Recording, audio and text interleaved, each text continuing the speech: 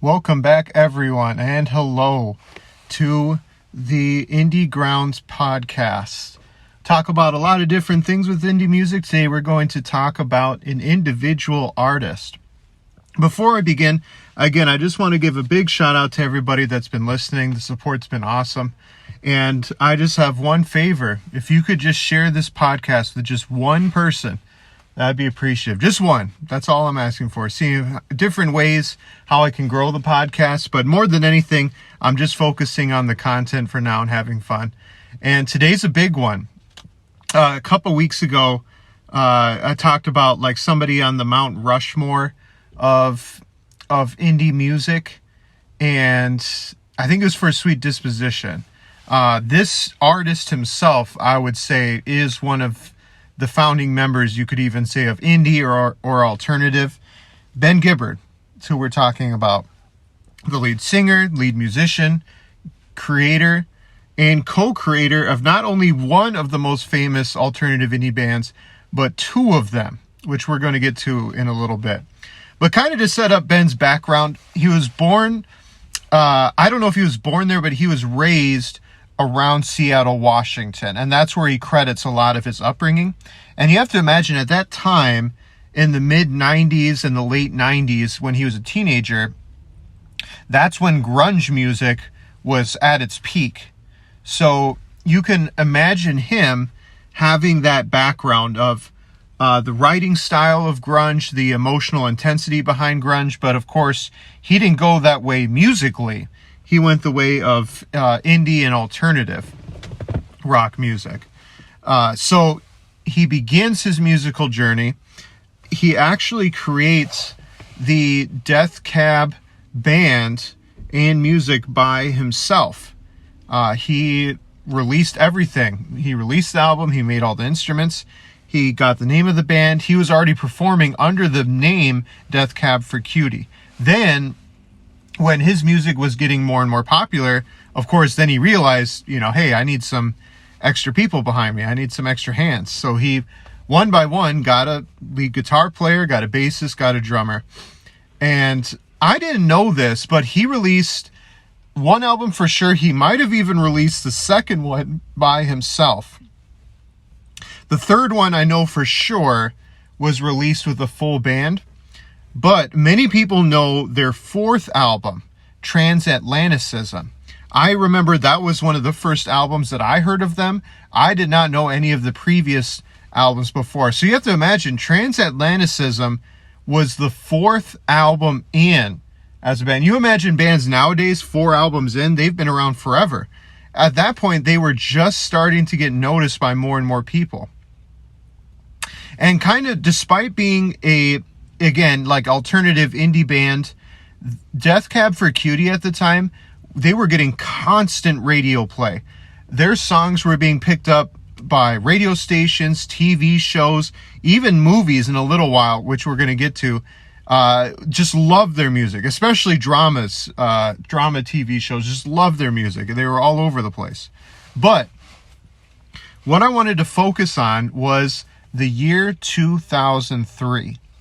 So in 2003, Death Cab for Cutie released the Transatlanticism album.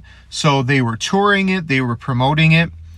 But that same year, Ben Gibbard co-founded the band The Postal Service at the same time as they were touring for Transatlanticism. Can you imagine that? You're already busy on tour trying to promote this album, and you decide to think for yourself, you know what? I want to not only just release an album, but I want to start a brand new band with a completely different sound as well. It's one thing for bands to maybe release similar style music. I think of like Alex Turner from the Arctic Monkeys while they're still touring with their band. But not only did Ben Gibbard do that, but the Postal Service had such a unique sound that had almost never been done before. So he's doing both of those things. On top of that, the Postal Service, his side, you could even say side band, was extremely successful. Their album, their debut album, and to this date, the only album that they have released was certified gold. So again, as I said out before, Transatlanticism came out not even, maybe at most, barely a year later. As all this is going on, they make the album Plans for Death Cab for Cutie. And as a lot of us people know who Death Cab is, that know indie music history, that album was massive. A huge success. Ben, at this time, literally could not miss. Just everything he released is just selling, and people love it. Of course, Plans, that has the songs Soul Meets Body, Crooked Teeth. It reached the top 10 of the U.S. Billboard Alternative Songs chart. And of course, the biggest single on there, I Will Follow You Into the Dark, is even to this date still the best-selling song, and probably, I would argue, one of the most popular songs that Death Cab for Cutie has made. So again, kind of to just wind this section of time down, we're talking a year and a half, 2 Death Cab albums, including one of them that was their breakout success, which has their number 1 hit, probably 3 of their top 5 most popular songs. And he releases another album, the Postal Service, Certified Gold. He just can't miss. In 2007, so we fast forward a couple years, Narrow Stairs album comes out for Death Cab for Cutie. Lead single, I Will Possess Your Heart, about 8 minutes long. It's interesting doing research into kind of the music of Death Cab for Cutie. A lot of radio stations, they had to almost create a radio station style version of that song, because of course radio stations didn't want to play an 8-minute song. But just unbelievable. Kath is on that album. So many great things on there. And in 2009, on top of all of this, he gets engaged and then marries actress Zooey Deschanel, which sadly their marriage did not last long at all. They ended up separating in 2011. In 2013, there was a reunion tour, a 10-year reunion tour of the Postal Service album, the only album that they've released. They celebrated 10 years. I actually, kind of a side note, I had the immense privilege of being able to see one of their reunion concerts. Unbelievable concert. Rah Rah Riot opened for that show, and it was in the Barclays Center in New York City. It was brand new at the time. Unbelievable concert. Unbelievable. And of course, Death Cab for Cutie continues to make music even until this day. They have had some lineup changes, but, you know, of course, Ben Gibbard is still there, so Death Cab's still releasing music. And just to kind of end our video down for the week, here are some interesting facts about both Ben Gibbard and Death Cab. And I remember this very first one extremely well. So Death Cab and Ben are extremely, hugely against auto-tune. They hate auto-tune. If you notice, their live performances sound almost identical to their album releases, and that's not an accident, because again, they don't use auto-tune. And of course, I wouldn't be surprised if they tweak some things with the recording and so on and so forth, especially with the technology that we have nowadays. They have to do that a little. But at the time, in fact, at the 51st Grammy Awards, they were nominated for a few awards.